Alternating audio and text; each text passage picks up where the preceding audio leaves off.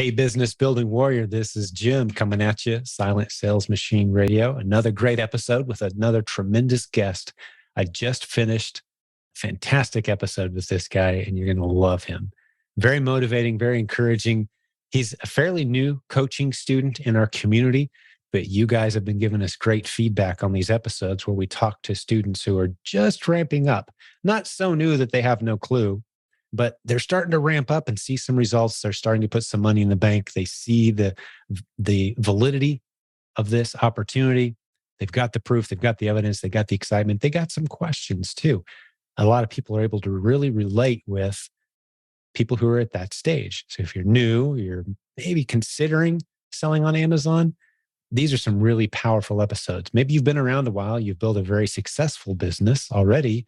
There's always a handful of tips and encouraging pieces of advice, little nuggets for everyone in each of these episodes. So I've really enjoyed focusing a little bit more instead of on our 2, 3, 4, 8-year-old success stories who have built these amazing businesses with commas and zeros. How about we talk to some of the newer students who are on their ramp up? And you guys have given tremendous feedback. I appreciate that. Today, we're going to meet a guy named Rich Thayer. He's made some incredibly encouraging posts in our Facebook group. So I reached out to him. He's just got a zest for life, a beautiful young family, and he's just doing a lot of things right. And you're going to be very encouraged by his story. We talked today about Repricers. We talked today about our live conferences. He encourages you very strongly to come to those. We talk about the Proven Replens VA program quite a bit. And we explain in the interview what that is. So I won't talk a lot about it right now, but for those who don't know, we call it our PRV, Proven Replens VA, or Virtual Assistant. ProvenReplensVA.com is the website where we train virtual assistants how to help you find profitable products for your business. And they find products every day while you're asleep, because they're in the Philippines. Depending on where you live, it's probably the middle of the night for you while they're getting up and working in the morning. And they find profitable replens based on the systems we teach to all new students in the Proven Amazon course. So they're doing what we teach. We talk quite a bit about that. It's revolutionized his business, and he's doing tremendously well with that. We talk a lot about funding, third-party funding today to help you ramp your business up faster if that's something you need. And we talk a lot about prep centers, how to use a prep center. What's the difference between a tax-free prep center in a tax-free state, the United States, and maybe a prep center that's in a state that doesn't have a tax-free aspect, meaning they do have sales taxes that they charge there. Ultimately, in the end, there's no difference between the two from an accounting standpoint, but you can save yourself some money and some convenience by using a tax-free prep center. So we dig into that topic a little bit, along with a whole bunch of other stuff. This is a longer episode today, but this is a guy who will really inspire and motivate you. He's an inspiring and motivational guy. He just really is. So enjoy our time today with Mr. Rich Thayer. Let's get him on the line right now. So Rich, welcome to the show, buddy. Thanks a lot. Thanks for having me, Jim. It's an honor. I can't wait to do this one, man. You are just packed full of energy and excitement, and you're killing it. Let's dive in, man. Tell your story. Yeah. So if you don't mind, I'd like to start with my why, because I feel like if your why is big enough, the how you can endure anyhow, and I feel like this particular business model can be a little arduous and kind of lonely at times until you get to a point where you're expanding a little bit. And so you have to kind of keep that in the back of your mind, or at least I had to. And I tell you my why, and I get a little emotional, is my wife and my 2 daughters, because I was in a previous marriage for 17 years I was with them. And we just decided like it wasn't in our DNA to have children, So I had the procedure, the vasectomy, probably about 15 years ago. And then I just kind of chalked it up that it wasn't meant for me in the cards, it wasn't what he had planned. And so that was that. And then fast forward, I used to tell people that, and they were like, you had a vasectomy. I can't believe this. You would be such a great father. You have all this energy. And I was like, I just said, look, for me to want to get it done, I feel like I would need to love another human so much that I feel like part of my soul is missing. And I now feel selfish for not wanting to expand on that love, And so the company that we both work for now is a large construction engineering company. I accepted assignment on this little tiny island called Curtis Island on the east coast of Australia, right? Okay. And I had a rental property in Alabama that I needed one document that I needed to get notarized. So I went up to the main construction office and I said, hey, I need to get a document notarized. And they said, oh, you need to see Allison Corbin. And so I met her, and loud, obnoxious American, I tried to high five her, and she's like, no, mate. And I was like, how about a fist bump? She's like, no, mate. And so I was like, is every Australian as big of a stick in the mud as you? And then we just hit it off from there. That was your first conversation. That was our first conversation. And she proceeded to make fun of my passport photo for about 40 minutes. What a great story. And then from then on, we went through the whole long distance. Then the job ended. Then we broke up, and then we reconnected back in 2016. And in 2016, November 3rd is when she came to Newark. And I realized that I couldn't let her go anymore. And then we did the long distance thing. I had a reversal at the end of 2018. And then our first daughter, Zoe, she came in 2019, and now Sloan just got here. And I tell you, I look at them, they're just miracles to me, because man, that's amazing. The sheer odds of them coming into existence is it's part of a bigger plan, Yeah. God had something else in mind, buddy. Yeah. God bless you, man. Well, that is an incredible why. For sure. Dude, you're a blessed dude, aren't you? I am. Yeah. I'm I don't know, honestly, what I've done to deserve to be in the position that I'm at. And none of us have. We're all blessed beyond what we deserve if we really know what's going on, right? 100%. And so I feel like, I hope and I pray that people have something like that they can hold on to drive them, to push them forward. Because, like I said, there are times when there's a lot of struggle and there's lonely nights and things like that. But so, yeah, that's my whole reason. Every time I do this or try to share with the community, is I always have them in here and in here, Yeah. Yeah. So that's that. So kind of fast forward, I guess, to about, we were both, my wife, we came back up here. I've always been kind of interested in entrepreneur type stuff. And I guess it was just part of the plan or the path that I didn't really do anything with it until after my wife and I got together. And then it was like, I wanted more for our lives. You had your why. So the how became, hey, let's work on this.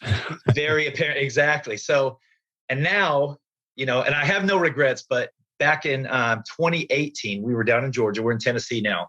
We were in Georgia, and we were in Florida is when I first got on. I was turned on to your ebook, The Silent Sales Machine. So I bought it, still have it as an audiobook, still listen to it.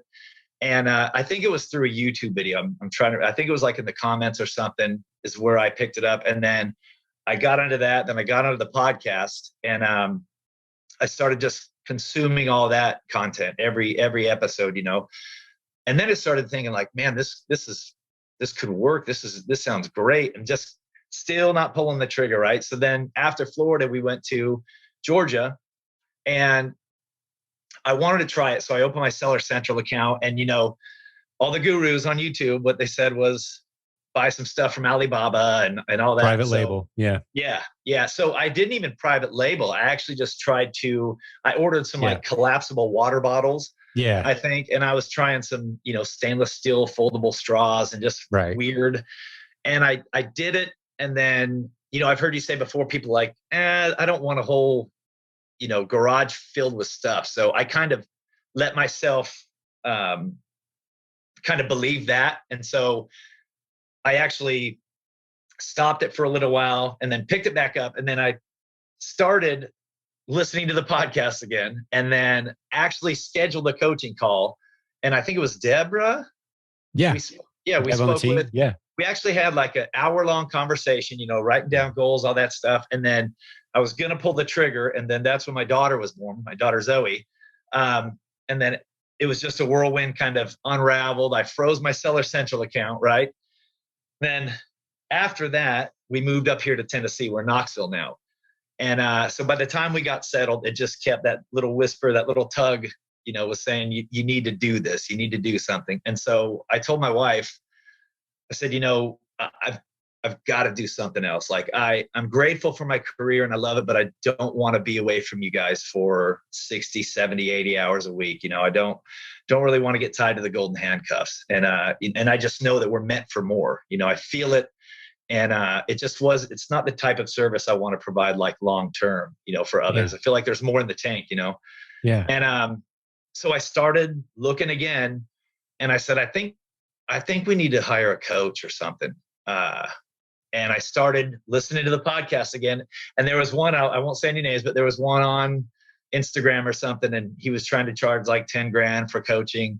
And my wife immediately said, I'm down for coaching, but only if you go through Jim Cochran coaching, because no way. That's all you've been talking about. And I guess I didn't catch myself like as much as was talking about. She's like, that's all you've been talking about since Georgia, since you found the book in Florida. And if we're going to do this, you know, like she had been kind of researching you guys and she's like, they're so great. Like they're just basically world-class. And she said, I'm completely down with them if you want to schedule a call. So that's what we did. I like her already and I've never even met her. Man. You said it's Allison, right? She's the best. Yeah, Allison.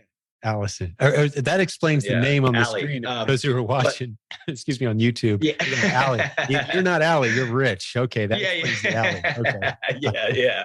So we started talking about it like in November of 2021. And then I think in December, we got the coaches. We got Steve and Kelsey Koval, awesome. And they're wonderful, so understanding too. So at the time, my wife worked at the same company, but she had been kind of on hiatus, so she was going to help me out with the business. So we went, full into it. We got our LLC, and we started doing real good. She was working on finding the products, and then she was offered a position to come back to work. And it's a telework position, and she's really great at it. So that was probably about 4 months into it. And so she accepted the position, which kind of, now we've got another child. So really she doesn't have a lot of time to devote. So she kind of gracefully bowed out. And so kind of, I struggled along, like kind of stumbling, trying to compartmentalize my time. I go to the gym before work. And then my Amazon stuff comes after the kids go to sleep, because I'm trying to be 100% present for them when I get home till it's bath time. We're doing whatever they want. And then, so my time to work on Amazon or do other things is from, 10 to midnight or 12:30. And so, wow, good for you, man. Yeah. I can't, that's a hot button for me. I can't compromise any of that stuff. So, I was trying to be very strategic. And so I'd get down there and I'd try to do product research, and like I'd come up nil, nothing. And then I kind of, limped along with the same kind of low profit margin products that I already had on my catalog, that you're going to find at Dollar General. And I was like, I need to pick up some momentum. So told my wife, and we were making, we were covered, like we paid for our LLC, paid for the coaching already. So we've already proven concept, right? So I said, I think we need to look at a coach. And so, I went back and forth with a few people, and some folks said, oh, just train your own. And then, the more people I talked to, they're like, we've had, I talked to Gay and Gary Mosley, and they said, we've had wonderful luck. They've got a team of them. You're talking about getting a VA. You said coach, but I think you meant VA, right? Oh, yes. I'm sorry. Yeah. Right. So we already had the coach, and then the next, virtual assistant. So decided, meditated on it, decided we're going to go through the proven VA program. Oh, so cool. Okay. Now, how long ago was that? Help me with the timeline. Oh, I've had Angelo now for about a month, maybe. Okay. So it's literally just recently. Yeah. So I limped along there. We've been going, like I said, since about December. So it's closing in on a year, and about 5 months of that was kind of just me, basically kind of buying the same products that were already on my catalog. Right. So we went through the program, and I tell you, I couldn't be more happy with Angelo. And I hope he's listening. I hope he listens to this. Make sure Angelo, he does. You are crushing it, buddy. And I'll tell you, he's just, the way it works is exactly how you guys talk about, and I'm so afraid that people will get frustrated and give up before they have these breakthroughs, because when your time is so precious and it's so compartmentalized, and you have this 2-hour window and you just can't get a breakthrough. I feel like people are right there and they give up like right here, and there's that tipping point. You can quit right before you strike. Yeah. Right. And a lot of people do, they get frustrated and walk away right before, because there's that period of intense focused effort and, high level of effort with a low return. All businesses, anything worth doing. So, I mean, when you started working out, it was that way. When you start to learn a new skill, a musical instrument, anything worth doing, a relationship, it's like, there's a lot that goes into those initial first stages. And you're like, is this really, am I really want to make this? But then it starts to tip. And with just a little, that's the beauty of momentum. Yeah. And then it tips and you're like, okay. And so, I joke around with people. I say, like, either like when I'm out there, like this summer when I was out in the garage and it's still 100 degrees and it's 1 a.m. and I've got to get this shipment prepped, I'm thinking, thank God that I'm either too ignorant to realize I should be more frustrated than I am, so I don't give up, or I'm just delusionally optimistic. I don't know. But then I think one of our coaches, Leah, calls herself obnoxiously optimistic. It sure helps, man. It sure helps. It does. It does. Got me through a lot, and I'm so grateful for it. But then I think, like, wow, there's probably a lot of people that don't share my same perspective, who just say this isn't worth it. I'm going to stick to the 9 to 5 and just hang it up, But then, when I pulled the trigger and we got the virtual assistant going, man, it just changed. It changed so quickly. He's putting 3 to 5 products on the sheet. We've got that shared Google Doc, and every morning when I'm on my little bus ride into work, he's Skyping me, and just the most. If I could just share with somebody about wanting to do this, it's when you start to help somebody else change their life. And when you see like how appreciative these guys, last 2 weekends ago, Jim, he sent me a picture of his mother cutting her birthday cake. And he was like, because of your kind heart, like I could buy my mother 2 birthday cakes. And that's awesome. It's the best feeling, And I told him when we first got going, I said, look, I want to build a team of folks that want to not only change the trajectory of their lives, but their families too. And I was like, I want to build, I'd like to build a multi-million-dollar business, but I was like, I want to do it more for the people that we can impact, and if that sounds like a good fit for you, then, let's get after it, and he's just been nonstop. And but like, I feel like if I would have given up, like these moments that drive me to tears of gratitude, it's just, and I want everybody to experience that, I want everybody to just not give up, and because that's the best feeling. That's better than any amount of money in the bank, is knowing that this beautiful family over there in the Philippines is changing their lives, slowly but surely. And it's such a counterculture message to what we're talking about right now, where, typically our culture is cramming down our throats that business is evil and anyone who succeeds is a bad person. And the first question they have is, how are you going to give back? Right? It's like, they just don't get it. The level of sacrifice that's required, and delayed gratification, and being in your garage at 1 a.m. when it's 100 degrees to get the shipment out. But what you're building towards, and you're starting to feel the little tastes of reward along the way, you're changing the lives of not just your new friend who works for you in the Philippines. And I want to visit the details of that a little more here in a moment. But sure. Business by its very nature, the best way to sum up what I'm trying to say here without me getting on a soapbox and taking over is that great quote by my good friend, Rabbi Daniel Lapin, who says it this way: it is impossible to run a profitable business without dramatically and positively impacting the lives of countless other people. All right. It is impossible.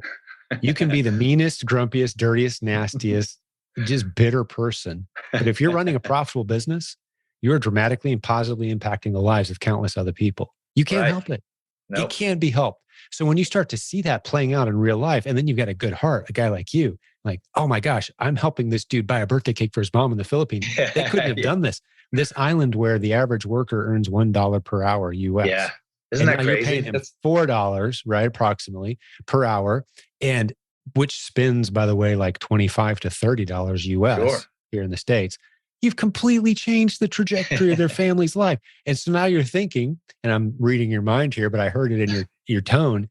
Man, I want to get more of these guys. Yeah. I can have an impact on a family for $4 an hour. And I'm not just sending some random donation to some, infomercial, feel sorry for these people type of program. I'm truly building something with them. We're building a relationship. We're building camaraderie here. We're serving others well. That becomes an addictive thing. It does. It really does. And like I always find myself referring to the business as like ours or we, Yeah. and really trying to. And I'll tell you another thing too. This might be a tip. I'm not sure, but like he's so apologetic to so he'll That's send me their the data. Oh yeah. Their And so culture. he'll send me the data. Yeah. So my routine now is I'll put our daughters to bed or put my daughter Zoe to bed. And then I come downstairs, I jump on and look at the Google sheet. He'll have me, 4 to 6 products. And I analyze the data, and then if it's a winner, I just go usually test 4 or 5 at a time, and while I'm at work, I'm getting delivery notifications and it's rolling the way you kind of envisioned it, how it would start to roll in the beginning, and then and if there's any that don't quite fit for whatever reason, I leave those on there for kind of teaching components, right? And I'll put good notes and I'll Skype him and just say, hey, in the morning or whenever you get around to looking at this, just review my notes and look at it through the lens that I'm looking through. And we work together. And I keep all of those on there so we can go back to them and learn and kind of really narrow down our focus and streamline the process a little bit more. So he's always like, oh, sir, I'm so sorry, Mr. Rich, sir. And Yeah, I'm like, no, you're doing great. I mean, just, this is a long game. It's an amazing culture. It really is. I mean, you get an email, like you won't hear from them for 2 days. You're like, oh, that's kind of weird. Then you get an email 3 days. I'm so sorry. I must apologize. I'm failing you. I can't believe I let this happen. Yeah. But our house was hit by a typhoon and we haven't had electricity or food for 3. I'm like, stop apologizing. How can I help? Right? Yeah. It's like, they're just so easy to love as a culture. And they love working for American-based companies or any company that can, if you can pay $4 an hour US, man, you can get some incredibly talented, typically they speak English.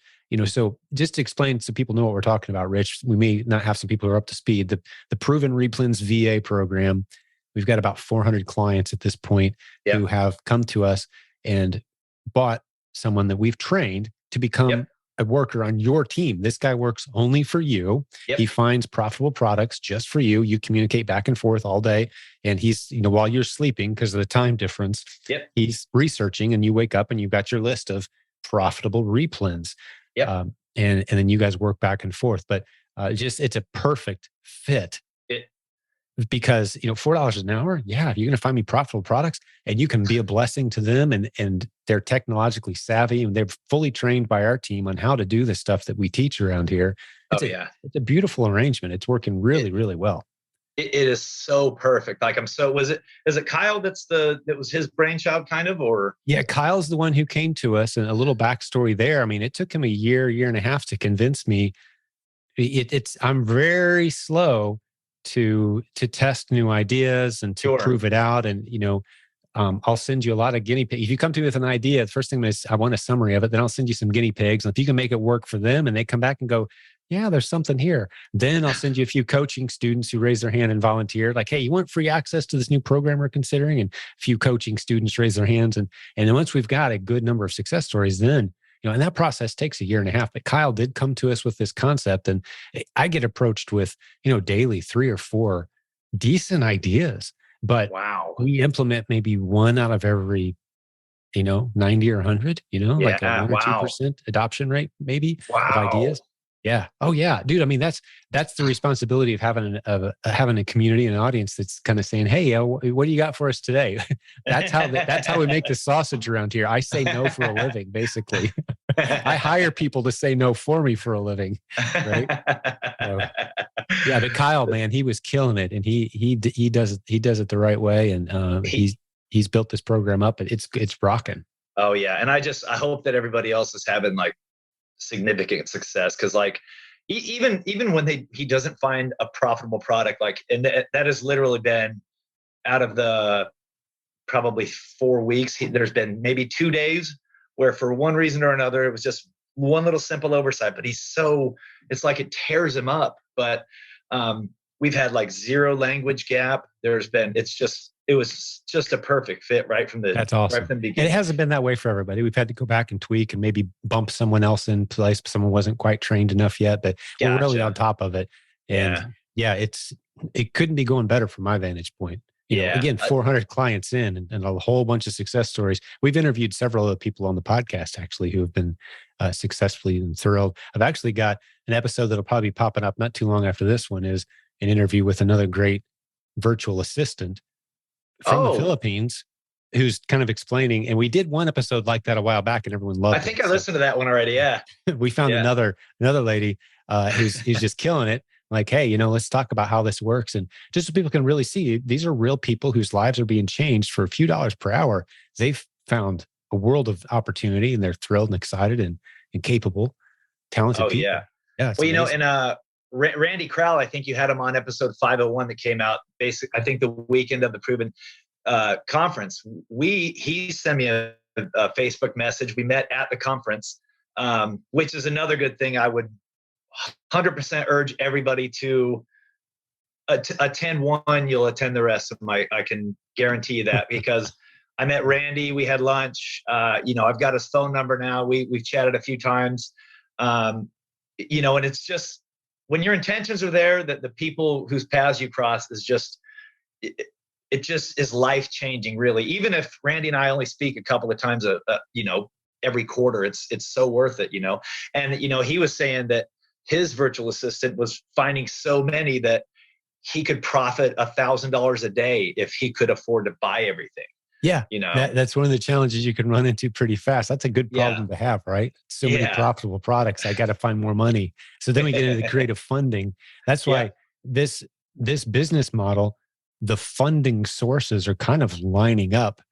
They bug me all the time. You got Accrumi and these other, Accrumi is kind of our favorite top of our list right now, but there are a good handful of others. If you go to silentjim.com/funding is the link. I'm pretty sure I'll stick it in the show notes. That's Accrumi.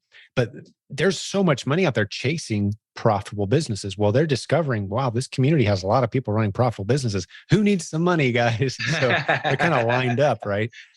Which is a good sign you're in a good model when small business funding organizations are pursuing you aggressively to try to get their message in front, right? That's a good sign, because they don't want to invest in companies or niche markets that are shrinking or dying. They want to invest in markets where there's a high odd of success. If they put 100,000 in, they want to get 110 out a year or two from now, right? So, they're chasing the opportunities, which is why they're after this community so hard. So, hopefully he's able to solve that. I think I probably talked to him about that on the episode.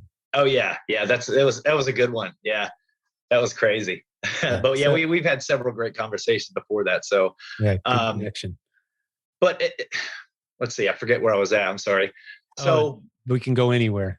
Yeah. So I was probably going to share just a little bit. People are probably wondering about margins and everything like that. So, like I said, I'm so grateful that you asked me to be on, because right now I feel like I'm in the infancy stage. Just had kind of the first real momentum type breakthrough with the VA, and I feel like if people either find a partner that can help them source. For me, if you were working 50, 60 hours a week, you've got a family, you've got the gym, you've got all these other things, you need to take yourself out of that, one step at a time. So doing that for me was the first major breakthrough, And so actually today, October is my best month so far. I just crossed 6,000 in sales.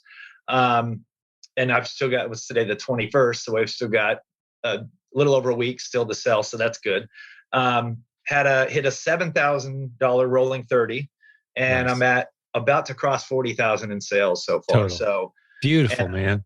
Yeah. So that's great. And I love talking to the students who are new in their journey. We've got so many episodes there. For a while, this podcast was only people who had built a significant business, but we kept hearing from people saying that feels out of reach. That doesn't feel like I don't know what the steps are between where I am and where they are.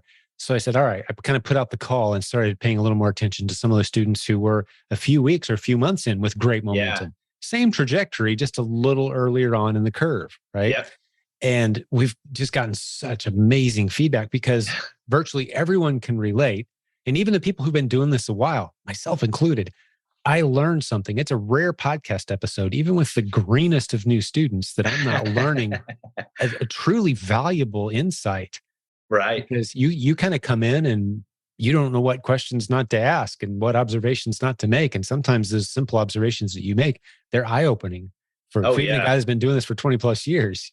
So I think episodes like this, you may say, I'm kind of new, I haven't done it. No, it's a powerful episode. We get more feedback on episodes like this than, say, someone who's doing $100,000 a month. Yeah. But, well, like Oscar Mutumbo, he's got a 9-figure business now, but that you talk about energy, that man is just, that's the next level. But he started, right here, where everyone else starts. His first podcast episode, it jumped out at us because I think he hit 30,000 within his first 3 months. He had a $30,000 month within his first 3 months. But he was all in, a guy working full time. He and his wife grew that thing to 7 figures, just the two of them, using only Keepa. Wow. That was the only tool they had. I was like, Oscar, you got to get some more tools. I said, how are you repricing? He's like, manually. I go through manually, all of your listings. He was a machine. I'm like, I think there's 4 of them. I just love that dude, man. Yeah, we got to stick links to Oscar's episodes. Those were a real treat for those who've never heard him. Man, that guy will fire you up. Like you've got to stick something on your podcast or something to listen to in the morning and get you fired up, man. Go listen to the podcast from Oscar. I have. I took your advice the last time. I think you recommended that, and I was like, I've got to do that. Yeah. Usually it's some old school heavy metal or something in the gym, but a lot of times it's your podcast because I'm like, oh, that's awesome, man. Oh, that's I got to keep the mind rolling. Yeah. Yeah. I listen, like when I go on long runs, that's the best thing I can take with me is a podcast. Keep my mind working somewhere else. Oh, yeah. I'm torturing my body. So I can't hear it telling me to stop, right? That's right. So back to it. I'm sorry to digress there, but right now we've got about 80 active ASINs, and there are a couple that probably need to be deactivated. I'd say between like 5 and 7, like a few of them that we bought from a co-op site just to use to get ungated. I've got about 5 books that I found in the garage. So I was like, I'm just going to list them and get rid of those things. So I don't really count those, but yeah, that's not a replan. One-time sale. Yeah. Although books can be a replan. Easily sourced books can be a replan. Yeah. Well, you just had one of your latest podcast episodes was a woman who wasn't she using the Repricer tools for selling books? Yeah. I think? Again, that's a great example. Fairly new seller. I'd never even considered using a Repricer on books to keep them, to help them move. Like, why not? Yeah. Because typically, I think of books as kind of like when you're first getting started, you got a few extra books you got for Christmas that you never opened. Yeah, throw them out there and learn the system. Yeah. But books can be replens just like any other product, meaning, you buy 2 or 3 copies of this book that's $9 at the retail store near you or on some website, and they sell for $25, $28, $30 2 or 3 times a month for you. That's a replen. I don't care what's in that package. It's, can I sell it a handful of times per month at a decent profit? Yeah. Because it's a product I can sell on Amazon. Okay, that's a replen. But she was repricing her books or even her used books that's awesome. Even her one-off used books, which was what surprised me. They weren't replens. They were just, she had gotten a hold of a lot of older books and was repricing them to make them competitive to keep them moving. But that's some tenacity. She's going to do good. Yeah. Oh, yeah. Hopefully she listens. She's going to, shout out to, I forget her name, but. I do so many episodes. I should do better, but. Yeah, you're really rolling on these. So, but yeah, so we kind of paused our coaching sessions with Stephen Kelsey for the moment until we had our ASINs built up. And, they said, once you get about 70, 80, then we'll schedule the call to set up the repricer. So that's next step in our business. And so like, for the people that might be new, like the repricer is just something that helps you win the buy box and correct me if I'm wrong, Jim, and like set your minimum and your maximum kind of profits and automatically fluctuates them with the. Yeah. A repricer is a tough thing to summarize in a very short conversation, but basically you're trying to maximize your sales velocity at the highest possible margin by repricing in the buy box area wherever you can accomplish both those goals. Yeah. Right. And so it helps you make more sales at better margins without you having to manually go in and reprice constantly. But typically not till you have about 100 or so ASINs do we recommend. And then we've got a handful of really good repricers that are friends of this community. And we use Be Cool, which is a great sponsor in this community. But, there's a lot of good ones out there. I often say, if you talk to 40 or 50 people on our leadership team, coaches, you're going to hear about 8 or 10 different repricers that are the favorites, right? I didn't realize there was that many out there. Oh yeah, there's a good number. There's some very, lesser known, and there's some that are really only for people that are just running massive businesses. And, there's these little small niche players. There's a bunch of them. Yeah. That's great. Yeah. Yeah. So, and then I've also reached out because I'm kind of thinking our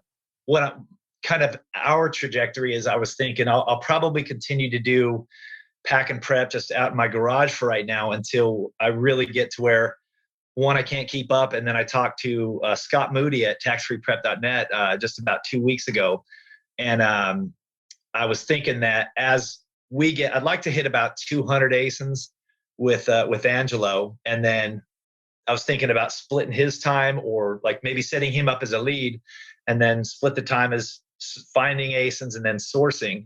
And then I figured by that time we'd be scaled big enough where I could just either send the higher profit margin stuff to New Hampshire where there's no sales tax, and then maybe keep the local stuff, like the lower profit stuff, and I might still pack and prep those, or hire a neighbor kid or something like that. So, and slowly take myself completely out of that, because I mean, let's be honest, I like coming down here and going to work for a couple hours, but I would like that time back to go hang out with my wife. And for sure, so that's kind of where I'm thinking is long term. But yeah, I mean, you've taken the first right step. That's a big step in the direction of, this is the big aha moment in the story for people who are kind of paying attention. Like, you learn the basics, we can kind of teach those to anybody, but you took that step of saying, all right, I'm going to hire somebody to search for replens. Yeah. And that is freed up, and it's kind of opened up the possibilities of, you've got a lot of right answers in front of you now. That was the first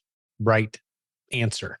After that, and I would say this to any small business, I say it frequently on this show, if you've got a business that's growing and you're trying to free up your time, who's that first person you should hire? Well, it's someone who finds revenue. Yeah. Who increases your profits. That's who you hire. Not somebody to sweep the floor, because I don't like sweeping floors. Not someone to clean the toilet, because I don't like cleaning toilets. You're wearing all those hats. You're doing all of it. You're finding someone who's finding more revenue. That's the first person. That's why we're so excited about the Proven Replens VA program. Now you've got that in place. You can see, maybe do I hire another one? Now I've got, instead of 5 or 7 every day, I've got 15 or 20. Can I afford to buy all of those? Yeah. Okay. So now I need a shopper. Now I need a prepper. And you've got the revenue to pay for those things without hitting your bottom line. Right. Yeah. The right answer is any of those things. Those are all great plans. Let's talk a little bit about prep centers so people know what they are. I'll fly through this. So those who don't know, like everyone who lives outside the United States, you have to have a prep center to sell in the US, because you're shopping online in the US. You're sending your stuff not to your house over, shipping it overseas where the shipping costs would be prohibitive, but you keep it right here in the US, but you just find a partner who can handle the product for you. Check it, inspect it, make sure you got what you thought you got, put your stickers on it, send it to Amazon. You as the seller get paid when the stuff sells. Well, if you live here in the States, you can do the same thing. And Rich mentioned using a tax-free state. New Hampshire's one, and there's a handful of other tax-free states. There's a bit of confusion for some people there, because actually, even if you ship it to a state where they do have taxes, that's all fully reimbursable as a business expense. So you can get that money back, and you don't have to pay. But for the convenience of just not having to pay the sales tax initially, you don't have to worry about getting reimbursed. You use one of these tax-free states. We've got a free list of all the prep centers at prepcenternetwork.com. It's a free list of all the known prep centers, and the ones who are in tax-free states love making sure they remind you that that's the case. And that can, if you're doing a lot of online shopping, for sure, you don't have to worry about tracking. Yeah. Although any accountant will tell you, seek an accountant's advice on this stuff. But if you're shopping online for inventory that you're going to use in your business, you don't pay sales taxes on that. If you do pay taxes required, well, you can always get reimbursed for that expense. But it's just another step that you don't have to worry about if you use a tax-free prep center. So I know you knew all this, Rich, but I just want to make sure we didn't leave anyone behind. Yeah. As we're talking through this. From the ears of the new listeners, of course. Exactly. Yeah. And you said online too, and I'll tell you, that was another kind of aha moment, or just a refreshing moment. Is like, I got home from work today and there was boxes at the front door. Like, all I had to do is go click a couple of buttons and it's there. I didn't have to, hop in my car and go drive 40 miles round trip to go see if these products were there. Right. So some people may love doing that. If that's your thing, more power to you. But if you're trying to buy your time back, you need to think how to outsource. And in our case, we have shoppers who go around and do that, and they love. Some people say, "Are you kidding me? You're going to pay me to shop? I love shopping." Here's the list. Go get it. Right? And I've got things while I'm at Kroger buying my chicken and stuff for the house. I've got 5 to 10 things that I know, take me 30 seconds to prep, and they profit anywhere from $2 to $7. So like, while I'm there, throw them in the cart. I write my gas for the shopping trip, right? Pay for your shopping trip. Yeah. Yeah. So it's just such a great business model. And I just hope that there are a lot of people listening out here that, I was never a skeptic. I was just always, I guess, afraid to really pull the trigger. I got the shiny object syndrome, chasing things around. And then, and plus you're a busy guy and you went through seasons, you've been through several seasons. And I guess I didn't figure this out probably until I was in my 40s. And I started noticing like, wow, there's life hands you just seasons where you just got to kind of lean into it. Like, you know what, right now, like a good example of what I'm trying to say is, when our house got hit by lightning, I thought I'm just going to plow through business as usual. And for a week or two, the adrenaline carried me. But then the reality set in. It's like, no, this is a season that's very different from other seasons, buddy. It's not business as usual. And, someone gets sick, or, you have a baby, or you move, you change states. These are stressful things. And you've got to give your brain and your body and your soul time to recover and adapt. And it's hard to squeeze a business in during some of those seasons. Oh yeah. Don't beat yourself up too much, buddy. I mean, you've had a whirlwind. And here you are, man. And you talk about the sickness. We've got a house full of sick folks this week. My poor little 7 weeks got RSV, little respiratory infection. And that's one of the scariest coughs, man. It is heart-wrenching. I've been crying every time I walk down there, and she's got one of those. Yeah, it's tough, but we're getting through it. But I remember that. I was really bummed because I was sick and I was actually off work Wednesday, but I missed a night of prepping. That was like one of my prep nights. So I had to walk out there and look at a table full of product that was just too sick to prep. It's like, I got to get past that churn of Amazon, keep them rolling in, feed the machine. Yeah. Well, just don't let any one day define where you stand mentally. And I know you're capable of this, Rich, but I think it's a big lesson. I've talked recently on other episodes with other new students. Actually, I had another episode just today, just before this one, where that became a theme of, you can't look at a single day and measure and let your attitude and your mood be affected by the results of that single day. You've got to look at your trajectory. Yeah. Where you were, where you are now, and where you're heading if the trajectory continues. And let that be how you rest well at night. Not like, I've got all this stuff hanging over me that I got to get done. No, where were you 6 months ago, a year ago? Right. Where are you now? Look at how blessed you are, man. Yeah. On the way to work, my father passed away a year ago in August. I talk to him in the morning, and I pray and all that stuff, and in the car, and just remind myself of how grateful I am. And every day is such a blessing. This business is such a blessing. This community, and what's really good is that, like, the great thing about this model in the community is that you hear so many stories from people and their current situation. Every situation's different, but just hearing how they got to where they are now, like their struggles or setbacks, and then their successes. And then the key is just to not compare yourself to somebody with a 9-figure business right now, but to understand that they were once where you were. They were starting out at Dollar General or Dollar Tree or wherever, and then you got to stay excited for your journey. You got to keep connected with that why, but because you'll have things happen to you that are going to set you back. But if you look at them as teachable moments and you share those moments with others, you're just going to help them with their path a little bit more, and I'm just so grateful that I'm not giving up. And I really want to relate and really connect with those folks who might be in that journey thinking, is this 2-pack of toothpaste really this has the potential to supplement my income? Really? Right. I mean, Right. I really what am I help. doing standing in this Walmart at 11 p.m.? What am I doing in my garage at 1 a.m. sweating over a box of, size 6 infant diapers? Like, what has my life been? But then you step back and you see, that's why it's so important for us to, to requote my buddy, Rabbi Daniel Lapin. It's impossible to build a profitable business without dramatically and positively impacting the lives of countless other people. Like, you're making more than any politician you'll ever meet as a replin seller. You're making the world turn, man. All they're doing is figuring out how to spend our money as politicians. That's all they're doing. They're not creating anything, right? We are making the wheels turn, and we're making sure people have food on their table, because the number of people that go into making all these things, these products possible, the companies, the boxing, the packaging, the paint, the ink, the glue, the materials that go into everything we sell, that's thousands of lives. Oh, yeah. You're part of that machine that's helping these families provide. And I've had that those dots. Yeah. Yeah. And I've had those conversations with folks at work, and they're like, are you serious? Like, you get it from here and send it in and you sell it for that? Like, why don't people just go there? Like, well, not everybody geographically has access to those products. One, or even I use Amazon. I know that some other third-party seller is probably making a profit, but it's irrelevant to me. And like you said, we're ultimately providing impact and helping them out. Like, a single mother who has to have that widget for their child. If it wasn't for us going out and sourcing it, they might find themselves in a major bind. Jeff Bezos writes a pretty incredible letter to the investors.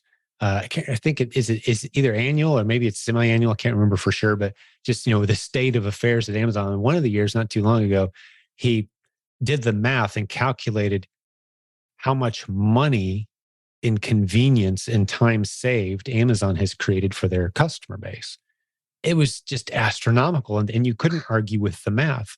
The amount of time saved. So let's take that mom that you were just talking about that needs, let's say it's a baby doll that, the last perfect birthday present for her kid's birthday tomorrow. And it's 8:00 and she can't, she could go out, but she can't, the kids are in bed. She gets on Amazon Prime now, boom, it's on her desk. She paid $8 or $10 more than she could have, but it's there in time for the party. Yeah. She didn't have to get in her car, go to the store. Oh, they don't have any there anymore. Go to the other store. They don't have any there either. Right before closing, she finally finds one, but now she's driven 40 miles, had to get a babysitter. Like, all the inconvenience. No, it was on her desk the next day on her porch. She paid an extra $8. Who cares? The convenience that's created by just being able to click a few buttons and get whatever you need. Sometimes we forget to measure that into the value of what it is that we're providing. Oh, yeah. That's what I've really kind of started to correlate that with, like, almost every product that we find and that I'm prepping, and it's caused me to, like, pay more attention to how I prep even, because, this is going to someone's family. This is going, you don't just stuff it in a box and but there's learning curves to it, that's for sure.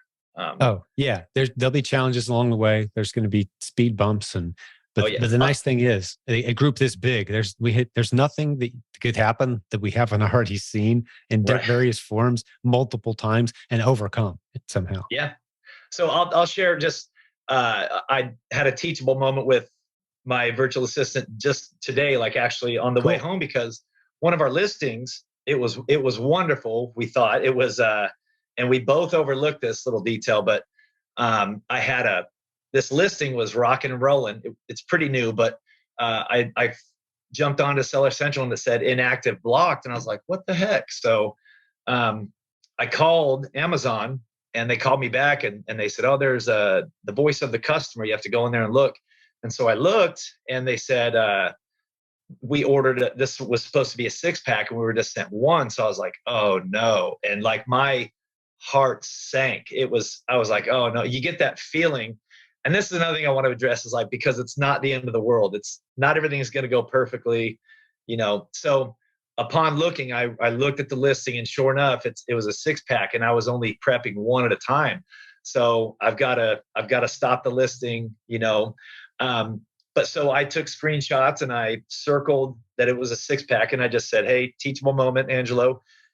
This just means like we just need to take a deep breath and narrow our focus and really pay attention to those details because we're trying to provide a good service to people and they deserve to get exactly what that listing is. And so it was a teachable moment. It's not the end of the world. I called Amazon. I was very apologetic, and we'll get it figured out and keep rolling. But now that product isn't profitable now, so it's back to the drawing board. But it's a blue ocean of products out there. So it absolutely is. Yeah. And I love that you bring up, you're going to make mistakes.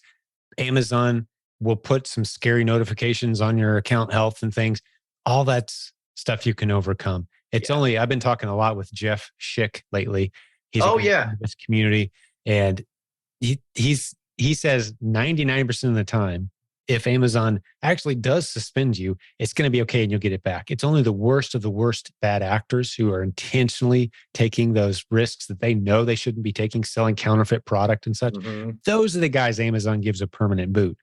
The rest of us, they'll make our life a little inconvenient. We'll figure it out. You're back up and rocking and rolling pretty fast, especially if you got a guy who knows what they're doing. Helping you out. So don't let those moments be scarier than they need to be. Take corrective action, get it fixed. Like you said, move on. There's millions of profitable replens to be found with more being added every day. Oh yeah. And this is just one model, Rich. You get into the branded bundles, you get into launching your own private label as you mature and you can step into, getting brand registered, getting a trademark on something. Some of those more advanced topics, you're going to be positioned so well to take advantage of those opportunities, as are, so many others in our community already doing successfully. Oh yeah. When I listened, I sat in on Nathan Bailey's session when he was talking about, I had no idea that the platform was opening up to that level of where you can actually build a community that follows your store and send them out notifications. And it's crazy the way it's going. It just gets you excited, and it all ties back to, it just makes all these frustrations so much easier to deal with when you have that bigger picture in mind. And I'll share one more little tip that I've learned, because I've only really gotten maybe 2 or 3 little customer complaints. And it was because they mistook the manufacturer's date for the expiration date. And so what I've got to learn now, because I haven't really been using Inventory Lab to prep because I use Inventory Lab, but I have been using Seller Central to prep my shipments still. So I've got to pull the trigger and learn Inventory Lab, because I need to learn how to put the expiration date. So if anybody is getting into things that have an expiration date, if they don't have it on there, a little tip might be to find a way to put it on your 30-up label or your UPC sticker and get it on there, because that gets rid of a lot of confusion. If the customer sees something and they're like, this is 3/20/20, but that's actually the manufacturing date. It's good for not 5 the to 7 expiration. years. Yeah. So that's one thing that I've learned, but and I apologize. I went back through with the customer, and usually it was a simple oversight, but now it's like, oh, something else to learn. So you can even cover it up somehow. Sometimes cover up that, with the sticker or something like that. Yeah. All kinds of, that's the thing. There's 1,000 creative tips and strategies. You kind of learn, improve, and grow. And there's always more to learn. That's for sure. Oh yeah. You got to be in a constant state of adjusting and tweaking things in a slightly new direction. A series of 1% improvements over extended period of time. And, you've built something dramatically bigger, more robust, and running smooth. And you could start to step away from it. Yeah, you're on a great trajectory, man. Well, what else you got on your mind, dude? What else do you want to talk about? I was going to ask you. I noticed that Amazon Canada has just been kind of auto-populating my United States listings. And then it actually said I had a sale, and then they suppressed the listing that said it was listed at like $150, and and it was like astronomically over what the buy box was. And I was like, I've never even sent anything to Canada. Yeah, it's one of those things where Canada and Mexico can kind of default be turned on if you're in the US, and you'll start seeing your inventory, which is great if you're a private label seller with one product and like, hey, Amazon just helped me crack into the Canadian market or into the Mexican market, right? But as a replen seller, there's so many different brands and products, some of which aren't allowed to go into Canada, and you're breaking laws and things. So you want to turn that off. And I don't know off the top of my head exactly how to do it. I do know we have a private Replens Facebook group. Are you a member in there by any chance? I don't think so. You know what? I'm going to get you, since you were a guest today, I'm going to get you free access in there. I think it's awesome. It's $9 or $19 a month, something like that. I'm just going to get you in there. But one of the videos that Jimmy introduced in there was for Replen sellers, and there's about 2,700 people in there. So that's where we really focus in the standard operating procedures, and you're going to love that group. Oh, wonderful. Yeah. Yeah, it really helps you. Like, the course is all you really need, but if you want to hang out with a bunch of other people who are doing it every day and kind of real time sharing tips and challenges and things, it's a beautiful, beautiful place to be. But one of the videos Jimmy made not too long ago was how to turn that off so your stuff doesn't accidentally show up in Canada and Mexico. And you want to take that step. You don't want to kind of stumble into that accidentally. You want to be very intentional about, okay, just these products are eligible. And it's not a step you want to be taking right now this early in the game. Right. Okay. Yeah. So, and I'll share so mine and my wife's 5 to 7 year goal is to get her back to Australia, get us back to Australia. Right. And so part of the thing that I'm trying to put in place is to build this business up and then start selling using a prep center in Australia. So as we transition, I either have this one built where it's running in the background and we don't have to touch it, or we could have a nice little exit. And then as we transition down there, it's nice and smooth, and that one's already going. I know the marketplace isn't as big, but it's big enough to make a substantial income if you do it correctly. So yeah, you're experienced enough to start experimenting with Australia for sure. Yeah. We haven't heard a lot of, in our community specifically, a lot of big success stories out of Australia yet. Right now, we pretty much tell people, unless you live in Canada, the United States, or UK, unless you live in one of those three areas, you should be selling in the US. You should figure it out how to, we've got one of the coaches on our team who's created a lot of content who lives in Slovakia. There's no Amazon presence in Slovakia, but he buys and sells every day in the US. Very successful, right? You can walk up and down the streets of Slovakia and ask 100 people, hey, do you ever bought anything on Amazon? And they'll say, what's Amazon? They have no idea, right? But he set up a US-based entity, and he buys and sells in the US using online arbitrage to a prep center, right? So you'll want to focus there. Australia is one of those, 20 or so countries. Amazon's there, but they're not quite there yet, if you know what I'm saying. It's like they're still picking up steam. So you'll want to keep your most of the eggs in the U.S. basket, no matter where you live. But absolutely focus and experiment. But with Canada and the U.K., there's enough action there. We got plenty of Canadians in our community, for example, that they came on board. I actually interviewed one of them for a podcast not too long ago, and he wanted to sell in the U.S. and we're like, you know what? You're in Canada. Stay home, man. Do the Replens model from where you're at. He's killing it. Awesome. Yeah. What a time to be alive, huh? Yeah. Opportunity everywhere. I've said it for 20 years, but it's just as true today as it ever was. We're living in the greatest time in human history to grow and launch businesses. There's never been anything that comes close. No way. So I got to ask you, Jim, what would you say? Because this is a question that I get when there's been a few folks that try to talk you off the ledge. And, and I want to put the disclaimer out there. Like, I'm not in a desperate corner where I'm so terribly unfulfilled at work. Like, I enjoy what I do right now. I love the team there. I just want to have options, right? I want to build something for my family. And so a lot of people, the main question they say is, well, yeah, but what about insurance? And so I know you've been doing this for 20 years, so what would you say to either people that are brand new that are thinking like, is this, I'll answer a bigger question than that includes answering that question, because a lot of times, that question comes to me in the form of, I've got a corporate career. I've got benefits and perks and 401k, and like, how do you possibly ever start to compete? And step one is you reduce all those things down to a number. You do your research and you reduce them down to a number. So your salary is X, your benefits are Y, X plus Y equals, that's the total benefit of that job. So now you're saying, okay, can I do something that competes with Y on my own and potentially far surpass it? Absolutely, you can. I don't care what those perks, benefits, insurance are. Now, very practically, we use as a family a company called MetaShare. The major negative of one of these, it's kind of it's not insurance, it's group participation coverage. We've had it for a long time. They fully covered every penny of my son's shoulder surgery. He plays soccer. And it was like $37,000 surgery, $37,000. They covered it all. Every penny. Wow. Right? It's medical bill sharing. Yeah. And your rates are based on, so there's no insurance company making a ton of money off you guys. It's just it's a shared pool of funds managed by a company that does that as a service. So it's not a for-profit operation.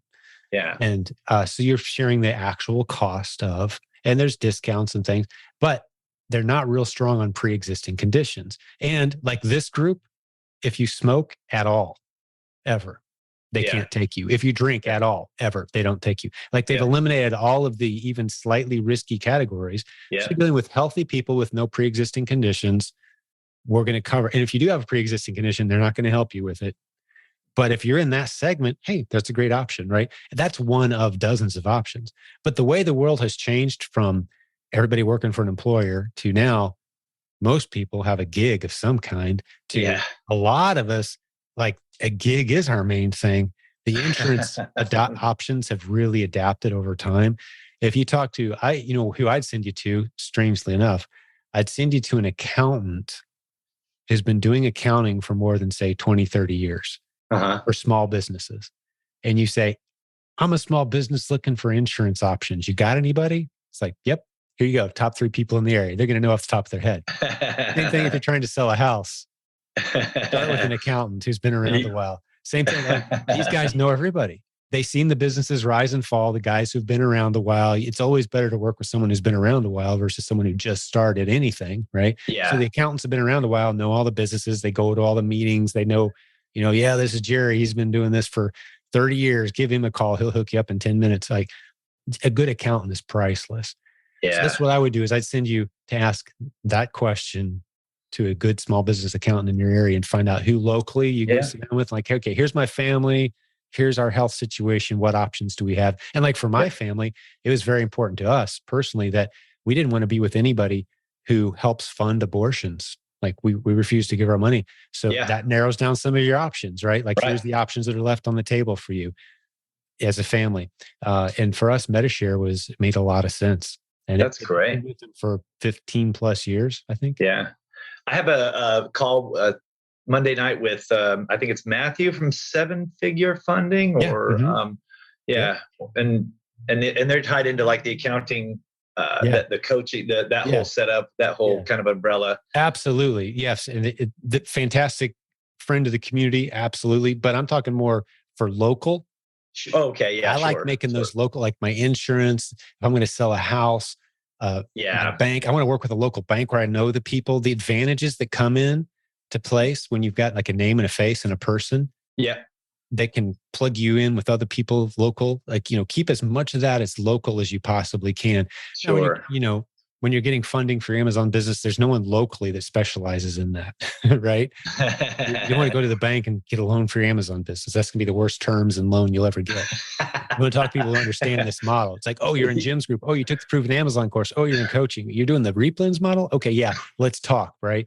Like your bank's not going to know any of that stuff. Oh, and it's funny because I'll share something on like an Instagram story or I'll take just some type of video and they're like, what is this thing you do in the garage? Like just sell it on Amazon. They're like, what do you mean you sell on Amazon? It's like 65% of the platform is third-party sellers. Right. And so many people are just oblivious to it still. And it's so good.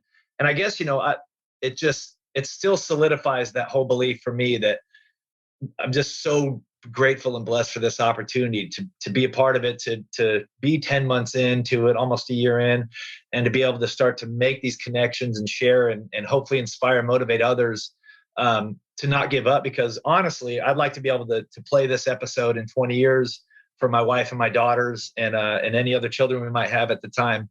And they'll know that like I had the very best of intentions, like they were selfless intentions. They were all about them and community and serving others.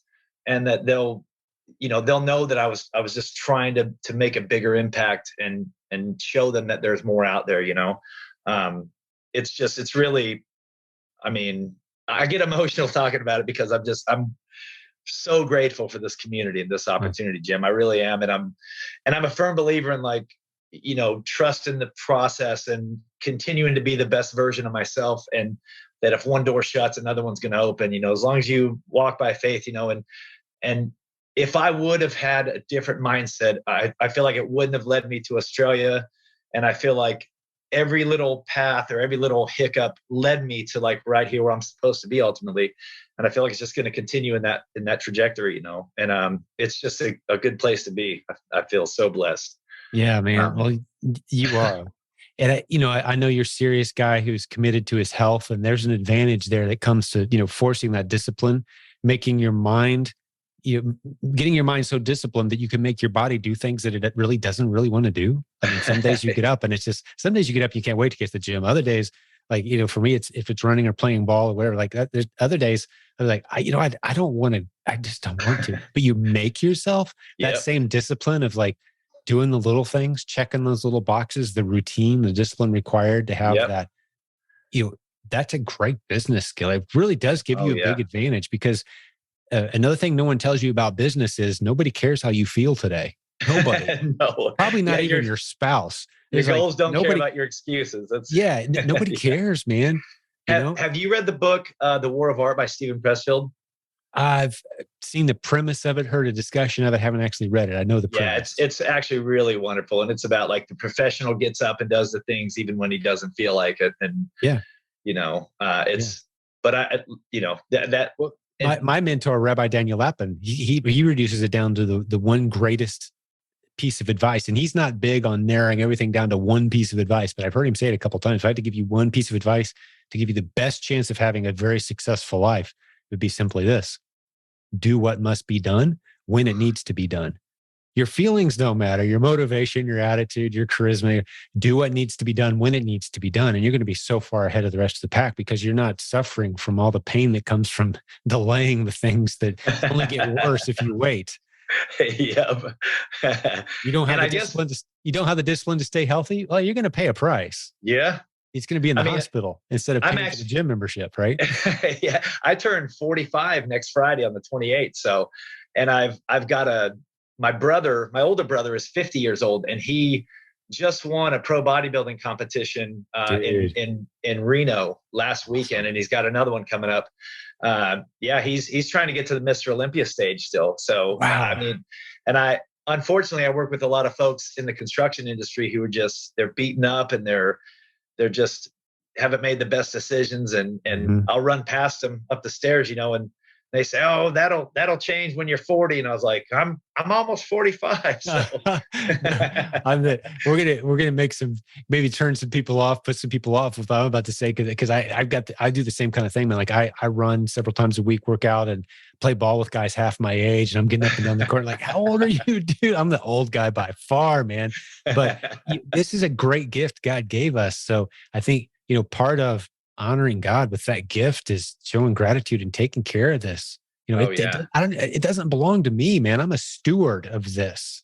Yeah. I got to return it someday. That's right. There's Ed Milet is another person that I love. And he talks about how just that is stepping into the greatest version of yourself. And he says like his biggest nightmare is to when he finally meets God and God shows him the version of himself he crafted him to be. That he could have been. That he didn't live up to that expectations. And then he says, which really resonated with me, but then also when he says, one of the biggest forms of child abuse, in his opinion, is that we don't chase our potential to be the person that we want to be more for we let guilt of not being with them all the time stop us from pursuing the things we know that are in our heart. And that's kind of why I'm sacrificing so much at night, trying to juggle it all, because I know it's all going to work out. Well, one of the things you'll be able to do there, life has its seasons again. And when your kids are small, there's little they can do to contribute, but they're very close to being able to contribute in some ways where, this is what we do. We serve others, as a family. And it's a theme consistently on this podcast, but people often say it's very meaningful. I don't see it as balance so much as I see it as integrating and blending. Sure. Meaning, how can I get my child involved in what I'm doing right now? How can I, even if it's just putting a sticker, a happy face sticker on each box, or drawing a little picture for each box, right? Like at the point where they can start to contribute. Yeah. And now it's not a balance. It's I don't know when I'm working, when I'm playing, when I'm serving, when I'm worshiping. You're still just all one big. Yeah. Right. We do it together. We go there together. We serve together. We play together. And you don't have to worry about balance then, right? That's the beauty of this business. And it's a business in your pocket. Absolutely. And if people just understand too, like I said, for the folks that might just be getting into it, I look at like every product we add, which now is quite a bit, like you just look at it as a little increase of your top line revenue. You're giving yourself a little bit of a raise every time, and as you grow, things are going to fall off, and I've heard you say, don't get emotionally attached to the ASIN, if it gets driven down to the bottom, but just stay the course. That's I guess the main takeaway that I want to just leave with people is just, please don't give up on yourself. This works, but it is work. Well said, man. Very well said. Well, it's been a great time hanging out with you today, man. I really appreciate getting to know you, and God bless you, man. Dad to dad, man. It's not an easy gig, but you're doing it. I was going to. I left it down in the garage too. They when I got back from the Proven conference in Louisville, I pulled up, and my wife and my daughter, they taped this big thing up on styrofoam, and it said, "Welcome home, Dad." Awesome. And man, I was bawling when I read it. But then it also has two meanings for me. It means like welcome home from the conference, but then there's going to be a day when I don't have to leave them to go to work. So I'm going to keep that, and it's going to go in the office somewhere. So like that's got a really special meaning to me. Because you've heard me say many times. That's at the heart. That's at the core. You get down to my core why. My family, yes, my kids, my wife. But my business mission, bringing dads home. Right. And I always have to explain, what about moms? What about grandmas? What about single? Okay, I get it. I'm a dad. So I know what it felt like to get to come home in that welcome home moment, right? Of like, I'm home now. My door is right there, and my kid or wife could walk in any moment. And like, I'm doing this with you now. I know what that feels like. I know how rewarding that is. I want that for other dads. I don't know what it feels like to be a grandparent who's right. I don't know what it feels like to be a single mom, right? Our content works for all those people. Yeah. But I know what it feels like to be a dad. So I want to help other dads get this. And if I help a bunch of other people along the way, beautiful. But that always, those are my, like, if I have like had a trophy shelf in here, it'd be, trophies with the names of the dads who are home now. I know what it feels like. There's nothing else that recreates that emotion that I had when I knew. Yeah. Not only am I home now, but the world was telling me that I had to choose to either be a great provider or a great dad and husband. You can't have both. Yeah. And I said, you know what? I am going to get both. And I proved them wrong. And now I can help other dads do the same thing. Yeah, I'm in. Yeah. That's awesome. And if I could say one thing, Jim, like from just getting to know you through your book first, and then through the podcast, and then hearing you speak at the event, like you get to make a lot of people emotional just because you guys have built this massive thing, this massive entity, and yet you still take zero credit. It's so humbling to see somebody just so genuinely appreciative and just happy to be doing and serving. It's just, and it never changes. And I met Nathan Bailey down in the Starbucks at the lobby, and we started chatting about that. And he was like, man, it was 18 years ago. And he's like, when he came to me and said what his mission was, he's like, don't come at me with financial stuff. He's like, come back with me with the success stories in 2 years and tell me how many people we impacted and changed their lives. And then that's how we're going to measure success. And Nathan's like, that's when I knew it was like, Yeah. That was it. That was the Nathan, man. and I got to tell you, the rest of that story, as I'm telling Nathan that, he's the fourth guy I'd told that to. And I fired the first three. And I'm like, this guy's not even listening. He doesn't believe me. Because they would come back with sales reports and conversion rates and like, oh, we sold this many people last week. And I told them all, like, making a bunch of sales in a week, that scares me to death, because now we got a commitment to those people. Yeah. Do we have the resources, the time, the right people in place to actually deliver what we've just sold? I'll be excited 6 months from now when those people are success stories. And if that doesn't make sense to you, this isn't going to work out. And the first three guys that had his position, yeah, they didn't last very long. And I didn't think Nathan was going to last very long either, to be honest with you. But man, he proved himself. He's the kind of guy that'll get on the phone with you at midnight and like, oh, okay, you need to get a shipment out. Okay, well, here's where you put the label, and here's, like, he can't turn it off. He's just got such a servant's heart. So yeah, 18 years coaching program. I can't believe, Rich, that it's the longest lasting e-commerce coaching program in existence, to my knowledge. That's incredible. Really? We did that? How'd that happen? Well, we just never turned it off. We kept creating success stories and we never turned it off. So here we are, right? That's so wonderful. And it's such an honor to be a part, even a small little tiny part of it. And, but it's also so inspiring. It inspires me to create and to get even more involved in the community. Like, just carve out a little bit more time because there's somebody in there that needs to hear it. And I always get so many messages of like, oh, thank you for the energy or for the positive message. I needed to hear this. I was also alone in my garage tonight. And, so just people just don't give up because this works, and,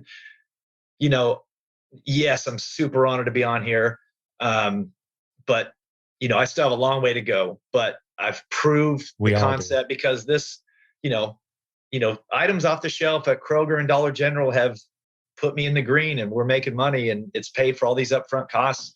And now that I'm past that hurdle, because I showed some tenacity and broke through the frustration, there's going to be adversity, but they just keep chipping along, keep that, whatever that vision is, keep it close to your heart, and you're going to get there. And I'm available. People can message me and I'm happy to help. It might take a little while for me to get back, but like I said, I'll try to get more digging in there into the community. Yeah. We get about on iTunes alone, we get about 100,000 listens a month. So wow. If you get your inbox a little fuller than you're expecting, one of the things I learned a long time ago, if you're going to teach people something significant at scale, you've got to have a good system for determining who's serious. Yeah. Because you can waste a lot of time on people who aren't serious. And that's too much work. And the best way to determine who's serious is who's willing to pay a few bucks. Yeah. So that's the $29 a month. Now we know you're serious. Yeah. You put a little skin in the game, not a lot of skin.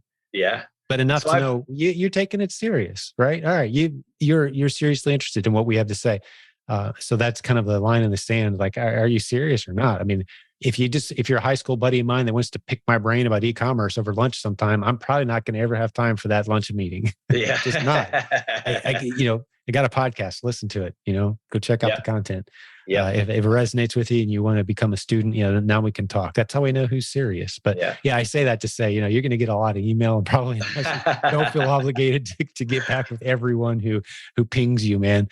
Sure. God has blessed this program, man. It's global, and it's such a blessing, man. But you said e-commerce as a whole right now is it's very tip of the iceberg, right? I mean, infancy.